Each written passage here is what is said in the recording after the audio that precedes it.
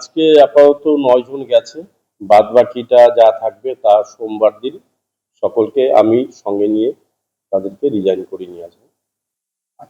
আজকে আজকে যেরকম আমার ভাইস চেয়ারম্যান গেছে, ভাইস চেয়ারম্যান নেতৃত্বে আজকে পাঠানো হয়েছে। আজকে একটু আমি গাড়িতে তুলে দিলাম তাদেরকে।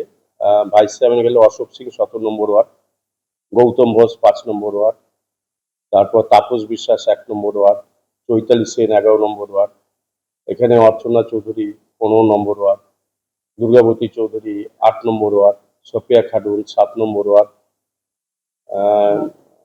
সীমা পাল 2 নম্বর ওয়ার্ড, চৈতালি সেন 11 নম্বর ওয়ার্ড। এরকম 9 জন কাউন্সিলর আপাতত আমাদের আজকে দেওয়া হলো, এবং 1-2 জন বাইরে আছে, তাদেরকে ফোন করা হয়েছে, আজকালকে হয়তো ফিরে যাবে।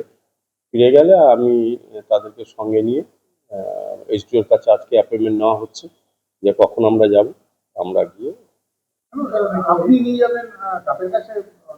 না, যেহেতু আমরা তারা বাইরে আছে, তা আমি আমি আমি যেহেতু সোমবারে রিজাইন করব, তাই জন্য আমরা আমার সঙ্গেই যাব।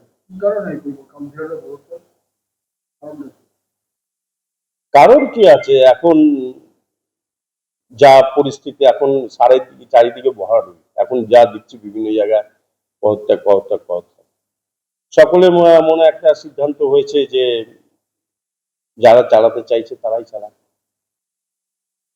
এটাই হচ্ছে কথা, আর কিছু না।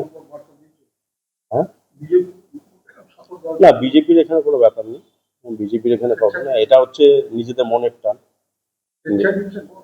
সেটা স্বেচ্ছায় কিনা ওরা বলতেই পারেন, কেউ তো বেঁধে নিয়ে যাচ্ছে না, কেউ যখন বেঁধে নিয়ে যাচ্ছে না, যখন নিজেরা যাচ্ছে তাহলে স্বেচ্ছাই হবে।